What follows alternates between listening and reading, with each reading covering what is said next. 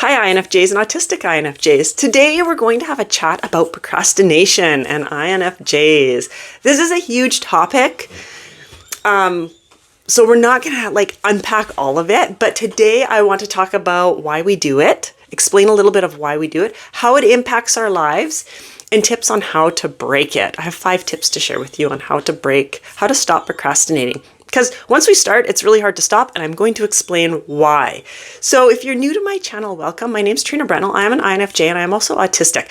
I love showing up here and sharing tips and tricks that will help other INFJs and autistic INFJs feel seen, heard, and understood, and less alone, because that would have made a huge impact on me years ago when I started working on myself. So I hope you enjoy my channel. If you're new, welcome. If you're returning, I'm so glad you came back. I'm grateful for all my viewers. I truly am. You guys are amazing. Before we get going, like I always say in my videos, if you have a topic that you want me to talk about, like this was a topic that one of my viewers wanted me to talk about, was procrastination. I thought it was great. Yes, of course. I've done lots of work in procrastination, and I don't know if I've actually done a video on this yet. So yes, let's talk about it. But if you have a topic you want to talk about, put it in the comments, drop it in the comments, or if you don't want to, I understand, because I never used to like doing that. Feel free to email me. I'll put my email in the description of this video. Okay, let's get into this, because I know everybody's time is precious, and I tend to ramble, especially about topics I really enjoy. So INFJs struggle with procrastination because on a subconscious level, we are always searching for deeper meaning and purpose. We don't even know we're doing it. We just automatically do it. That's just how we're wired.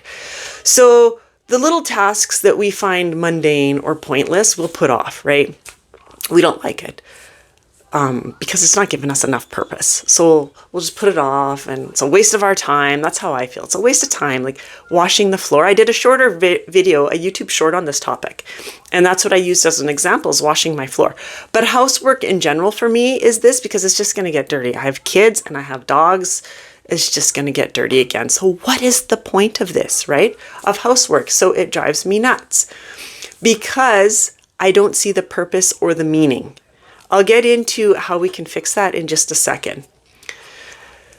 But here's the thing to remember when we're procrastinating, those little, even those little tiny jobs that we don't think are making a difference in our life, that we can just keep putting off. For example, like washing the floor or house cleaning or cutting grass, buying stationery for your office. Oh, that used to drive me nuts. I hated buying stationery for the office. I had a job once that was part of my job description, and I hated it. It's like, really, just go buy your pen at Walmart. Like, there's no purpose for me in it. Like, not a big meaning. Anyway, that's a story for another time. I think that's a great job. If that's your job, it's a great job. Any job's a great job if you're working, but it didn't give me a sense of purpose or meaning, and it drove me absolutely bonkers. But anyway, here's the thing to remember. When we're putting off those mundane tasks that don't align with us, that aren't giving us a sense of purpose, that avoidance that we're doing, that procrastination, it's becoming a self-reinforcing cycle where procrastination feels like the default response. So what I mean by that is we are wiring our brain to automatically procrastinate. This is why procrastination is so hard. Our brain, this is so interesting, and it was so helpful. And actually, this is why I am super mindful about myself procrastinating. And if I catch myself doing it, I will just stop and I will force myself to go and do whatever I'm procrastinating about. Because when we procrastinate, even just once, we're wiring our brain to continue to procrastinate. That's it. We're wiring it to believe that that's what we want to do. That's what our thought process wants to do. So it's going to do it. And once we get that pathway wired in there, our brain is going to continually take that pathway. That's why when you see people that procrastinate on a regular basis, that's why, is because they've wired their brain to do this. And it's just easy. Our brain, I don't like to call it lazy because it's anything but lazy. I mean, it's just amazing the things that happen inside our brain, especially in INFJ. I mean, that's a busy place, right? But our brain likes to take the easiest route possible. It doesn't like change, and it doesn't like new things because that's more work for it. So that's why it's so hard to stop a habit, to break a habit, because that habit has made the pathway nice and easy, and the brain can do it with little thought. So basically, when we procrastinate, it becomes comfortable to continue to procrastinate. Do you see how it snowballs? It becomes our habit. Now, how does this impact us in our life? For one, it increases stress and anxiety massively. Reason being is INFJs, we tend to be perfectionists. Now, I don't know if I've met an INFJ that isn't. Now, I have met some that didn't realize they were perfectionists. That was me. I would have said, no, I'm not a perfectionist. Have you seen my house? Like, nothing's hung straight. But anyway, I didn't really know what perfectionism was. I didn't fully understand it. And there's a bird chirping outside my window. Can you hear it? Anyway, we are perfectionists. So when we procrastinate, we will actually feel guilty about not doing what needs to be done, which leads to stress, which leads to more procrastination. This is what will be going on. And then the more we procrastinate, the more we feel stressed and anxious about it, the more we feel bad about ourselves, what leads me into my next idea. The next thing that happens to us when we procrastinate, not really an idea, it's diminished self-worth.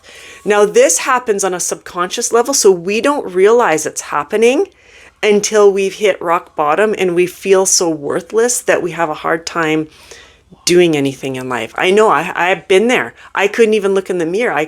There were jobs that were great jobs.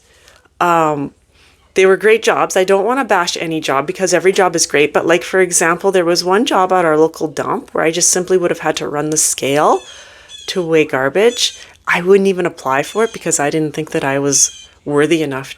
I wasn't good enough to have that job. Okay, so I really had low self-worth. So like, seriously, you hit rock bottom where you think you are so worthless.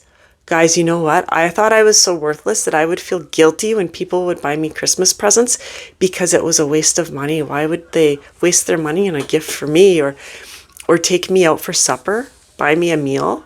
I would feel so bad that I would beat myself up about it because I felt they were just wasting their money on me. Anyway, that's how bad this is. And procrastination will feed this. It on a subconscious level, we start internalizing the behavior as evidence that we are not good enough. This is crucial. I can't stress this enough because I have been down this road and I know how much work there is to fixing that self-worth.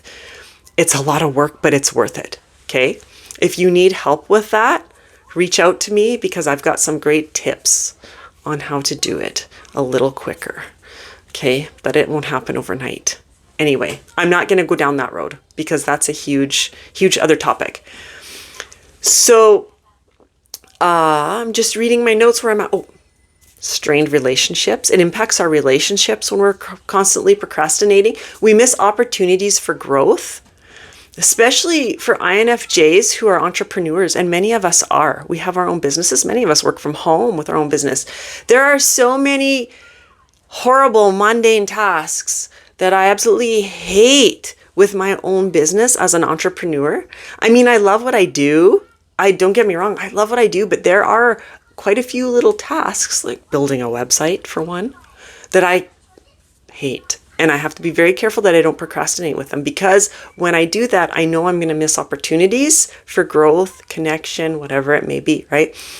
So just keep that in mind. So now anyway, enough about that. It impacts us even more, but I'm not going to get into all those ways. Those are just some of the ones I pulled out that I've had to deal with. So what do we do about this? How do we stop procrastinating? We can do it. It's hard to do, but we can do hard things. It's hard work.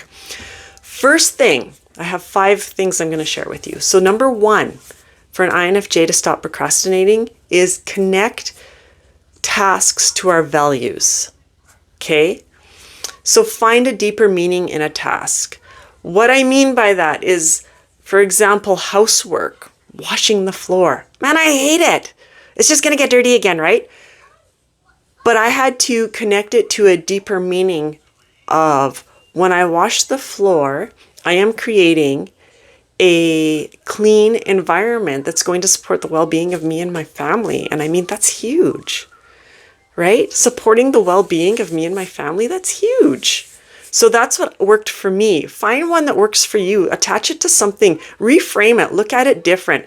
stand back and look at it from a different perspective. Now, how can I attach this to something more meaningful? Buying stationery was another thing that I hated doing. Now, if I was to go back and do that job, I would look at it and be like, no, you know what? I'm going to buy the best darn pens so that everybody in my office can show up their best to do their best work. To me, that's huge that I could do that for them over a pen, right? Number 2, the second thing an INFJ or an autistic INFJ can do to stop procrastinating is break the tasks into smaller steps. Often, if you're like me, procrastinate until we have this mountain of a whole bunch of little tiny things that we just didn't want to do because they were pointless to us. But now we've got this huge mountain and we feel overwhelmed and we feel dysregulated and our emotional system is going all over on our nervous system because that's clutter, and clutter will feed that. So break those up into smaller steps that aren't overwhelming for you.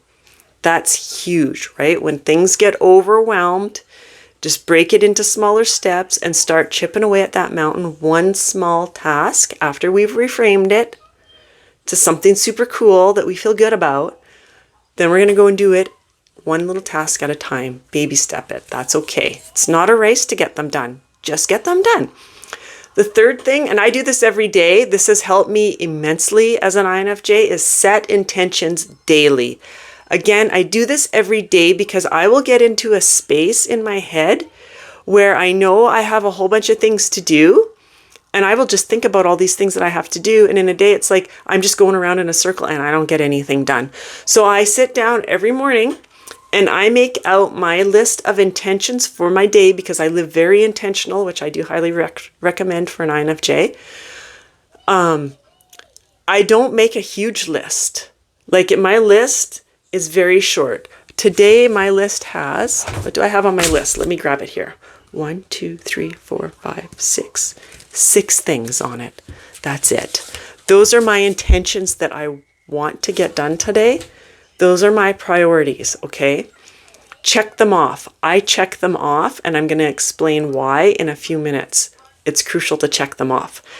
Number 4, the fourth thing an INFJ can do to stop procrastinating is use the 2-minute rule. If a task only takes 2 minutes, just go and do it, 2 minutes or less. I even do like 5 minutes or less for me because I've moved up to the 5-minute rule. But anyway, just get up and do it. You can use Mel Robbins. I'm not affiliated with her, but this is a great thing to use, the 5-second rule, where you count down from 5. So 5, 4, 3, 2, 1, 0. And then before you allow your brain to think again, you just get up and go and do it. Because as soon as we allow our brain to think about it, we're going to think of reasons why we don't want to do it. And we're going to procrastinate. And then that's all just blown. Our work has just gone down the drain. So immediately get up and do it. And this will stop it from piling up. Now, the 5th thing, and this is one of my favorites, and it goes with setting intentions for the third idea I gave you of what to do, the third trick, is reward yourself. This is huge. So for me, it doesn't have to be anything big. That's what I was thinking about when I said reward yourself. You don't have to go throw yourself a party. I mean, that would be horrible for an INFJ. For me, when I do something, I will reward myself a check mark, sometimes with colored pens because I like it. It feeds that part of my brain. And then I have something at the end of the day that I'll give myself as a reward, whether it be I get to make a cup of coffee or a tea and go sit on my deck and just think, or I'm going to not work on anything. I'm just going to sit and read, whatever it may be, right? Something that is really enticing. And the reason why it has to be enticing is because this activates the brain's reward pathway, which involves the release of dopamine, that feel-good hormone. Dopamine's a neurotransmitter. Yeah, it's a hormone. Feel-good, the feel-good feelers, that dopamine, right?